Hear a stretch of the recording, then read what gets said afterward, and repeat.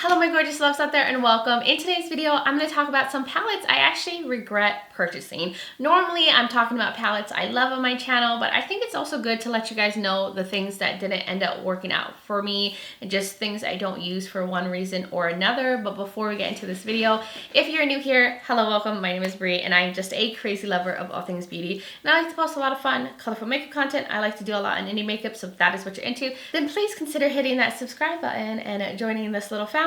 But with that being said, let's get into this video.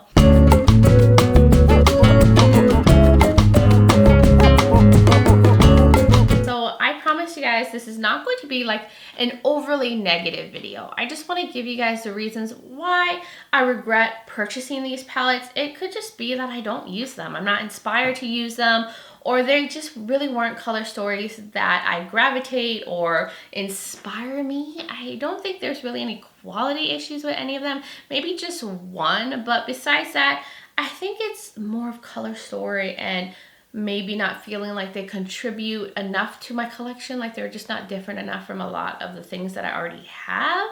So that's why I wanted to share this video, because I love sharing about all the good and the good things that worked out for me, but I also gotta let you guys know the things that didn't, so I can give you my feedback in both aspects, because these may be palettes that you might be considering purchasing, and hopefully with my thoughts, it can help you decide whether it's something you actually want to get or something you don't want to get. You know, I want to help you guys in both aspects, because I want you to make sure you're buying things you're going to love. So anyways, we're gonna go into this one right here. This is the Culture palette from Juvia's Place, the first one that they came out with. I think there's a 2, which I actually think the 2 is way more intriguing than this color story. So I feel like I should have just waited for that one to come out. But I picked this up when I first saw it. I was like, you know what? This is it. This is beautiful. It's colorful. But I think there's just something that throws me off about this palette. And I don't know if it's like the color story or the background in here. It just kind of messes with my eyes. And I feel like just everything in the background takes away from the colors in here.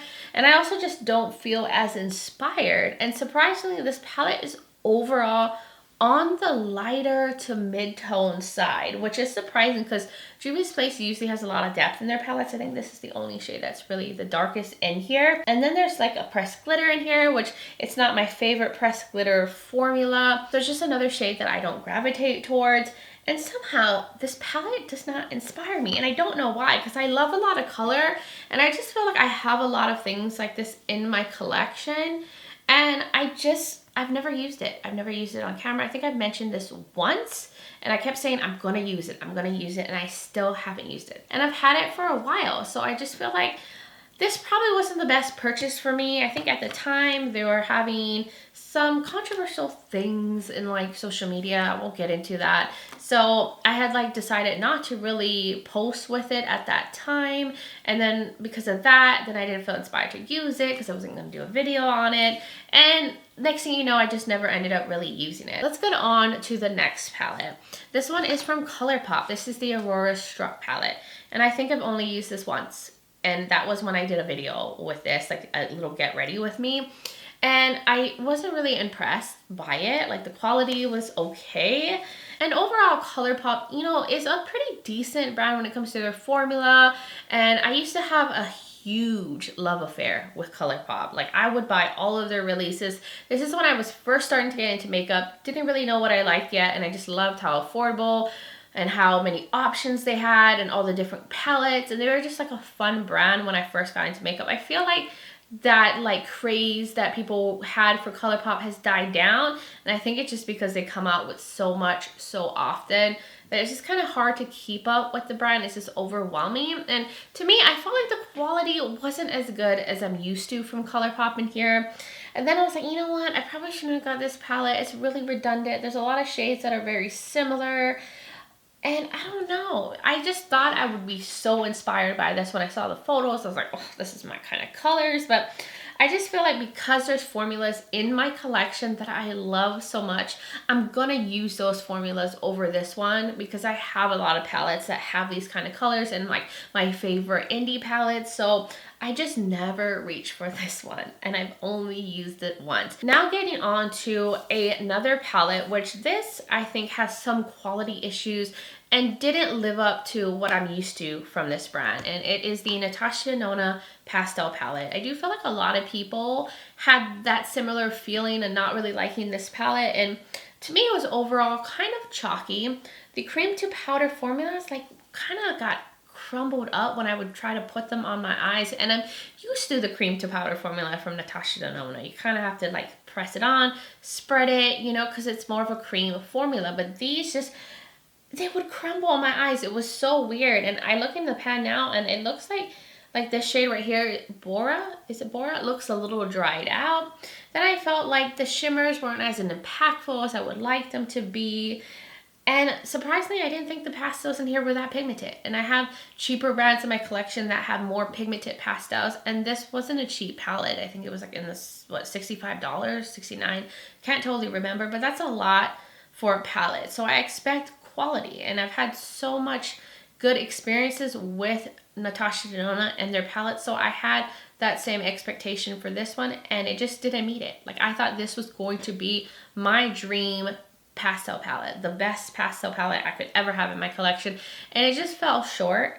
And you know, like, it's just too expensive to not live up to being a good quality palette. But now going on to a palette from Give Me Glow. Nothing is wrong with the quality or the actual color story. It's gorgeous, it's pretty. But the problem with this, and I'm learning, if a palette is way too themed for a holiday, like it's just like that holiday color story, holiday packaging, I tend not to use it all year except in that holiday. And I feel like that is not the best way to approach makeup. I rather be able to see a palette and be able to feel like I could use it all year round, and that it's not just for one season. So that's what happens with this palette. I only think of this palette during Christmas time, even though you could wear these colors any time of the year. And this is the only one that really makes me feel that way. Like my other theme palettes for like Halloween or like things like that, I don't mind using them any time of the year. I can use them in fall, autumn, whenever I'm feeling a grungy look, but something about a very Christmas palette, I tend not to use. And it's a very Christmas color story too. Green, red, some neutrals. Like this, to me, I can do a neutral red or green look. That's all I can really get out of this. And I do have a very Christmas themed palette from BH Cosmetics, but it has so much color. It's a big palette. I gravitate to that more because I can actually feel like I could do summer looks, spring looks with this, but I feel like only Christmas is coming out of this palette. And then this next palette that just got me with the setup, packaging, and how they deliver the product is why I bought it. It seemed very innovative at the time, but when I got the palette, it was like, what is this? This is not what I was expecting. And it's the 12 Days of Lunar palette from Lunar Beauty, which I love Lunar Beauty. I love the packaging. They have great quality. And the whole doing it as an advent calendar where you get a different shade every day was such a cool idea for the holidays. But the color story itself did not live up to the holidays or what I was expecting from the packaging. And I, did a whole video on this and I was like, what is this? And I love these kind of shades. Don't get me wrong. This is grungy. This is fall. But this is not this. This is not winter. This is not Christmas vibes. Like it just really threw me off because there's no blues in here, but you got a very blue packaging here. No light blues. There's maybe one purple in here, which is more like a plum, but not like this kind of lavender shades. I think a lot of people were expecting this to be in here, and we did not get that. So because of that, I never use this because the palette's like telling me one thing and I know something else is in there, and I have a lot of this. I have a lot of fall grunge palettes, and it would have been a different story if I already knew going in this is the color story that it is, the packaging, everything. It's a fall palette. I'm buying it for that fall grungy color story, but I didn't buy it for that. I bought it for a wintry Christmas color story. So for that reason, I regret getting this. I don't think it was the cheapest advent calendar. I mean, they're, a high quality brand. They're a little bit pricier, but I never use it. I've only used it in that video where I reviewed it, and I have not touched it again. Anyways, let's get on to, I have, what, 3 more palettes left to show you guys. So I have these 2 from ScoobyDoo, not ScoobyDoo, but from Glamlight, their first ScoobyDoo collection. And I bought this kind of later during, I think, Black Friday. So after this release, like months, and I just got caught up on a sale. I was like, you know what? It's so super cheap. I love Glamlight's formula. I need to buy it. I need to buy all the palettes. I bought a lot of palettes that time. And that's what happens when discounts happen. I just get caught up and feel like, well, I have to get it because it's so cheap. And I am trying to get away from that mindset, because if I wasn't planning to purchase it in the first place, why think I'm gonna actually want it because it's on a discount and actually use it? Because if I really wanted them, I would have just bought them on first release, and there was reasons why I held off. And it's still the same reason why I don't use it. So these are both pretty, right? Gorgeous color stories. But this one looks just like the It's Freaking Bats palette from Shroud, and I love that palette. I reach for it so much, and I feel like I already have this whole color story in that one palette that I always end up using that one over this one. You see? It's just, and then overall it's very mid-tone, a little darker. I don't feel like there's true brightening shades. I don't know. It wasn't as inspiring. And then this one right here looks just like my one from Give Me Glow, the Bad Witch Club palette, which I use more than I ever think to use this one. And I think I used this once in a video, and I don't know if I've used this yet. I've swatched it, but actually don't think I've put any of these shadows on my eyes. And I feel like I already have these colors in my other Glamlight palettes. So those are palettes I reach for more, and I already have the colors I need, that I never open these guys here. And then the last palette, which I like the concept, but the actual execution and use of it didn't work out for me. And it's a very pricey little palette. It's the Catch Yourself White palette. Now, overall, I think I gave it a decent review, but I know I said in that video I didn't see it worth the money for me. Now, there are some people who told me it was worth it for them because they don't have shadows like this. They like the idea of it being in a compact palette and having like all these different colors to choose from, and then having these 2 cool cream iridescent highlighters. But for me, for a person who has a big, extensive indie collection that has a lot of multi-chromes and shifty highlighters and iridescent shifty shades like this, it didn't add to my collection, and it was pricey. What is this, like $70 like for this little guy? And I haven't touched it since that review. And I knew I wasn't gonna touch it again.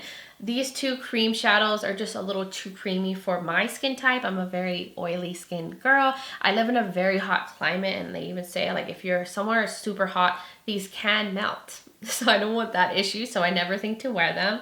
And then these are just like, these little strips are so small, it's hard to get into individual colors.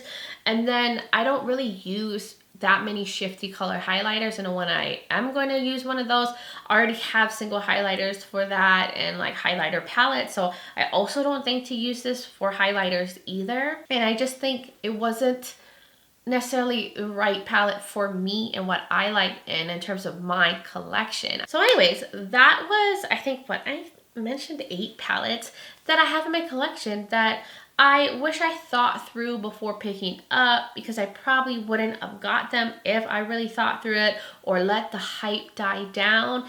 And you know, it happens. Sometimes you're gonna pick up things and you're not gonna love it. You can't always have wins. That's just the reality of shopping, especially if you're someone who buys a lot of makeup or reviews makeup. You will find things or end up using things that you just don't end up falling in love with. So I like to tell you guys the good, the bad, the ugly, the pretty, and you know, it's helpful for you guys to know whether it's something that actually worked out for me or actually didn't. Because yeah, the review's great, but how do you know the person actually used the palette after if they don't show it again on the channel, if they don't talk about it or review it?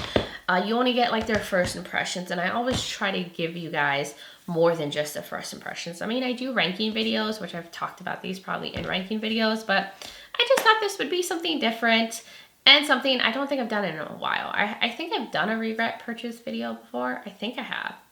Honestly, I can't remember that far back. But anyways, that was everything for this video. I do hope you guys found it intriguing, interesting. Hopefully I didn't offend any of y'all, because if these are palettes you really love, Please don't take it personal that I did not love them. That doesn't mean they're not great palettes. It just ended up being palettes that work out for your aesthetic and preferences, and it just didn't work out for mine. But you guys will have to let me know your thoughts in the comments below. What are your regret purchases? Do you agree or disagree with some of my thoughts on these palettes? And just share your thoughts. I would love to hear from all of y'all. And if you're new here and you enjoy this video, you like a lot of fun and colorful makeup content, you like a lot on indie makeup, then please hit that subscribe button, join this little family. I would love to have you here. Also, don't forget to check out the description below. I will have all the palettes linked that I mentioned. I will also link the videos that I've done on any of these in case you want to see more on these and figure out whether this is something you might actually need or maybe you want to pass on. I will also have my makeup linked. I forgot to mention, I actually did film this. The video should be up before this one, but I used the Nomad Ghost Town USA palette. Isn't this so pretty?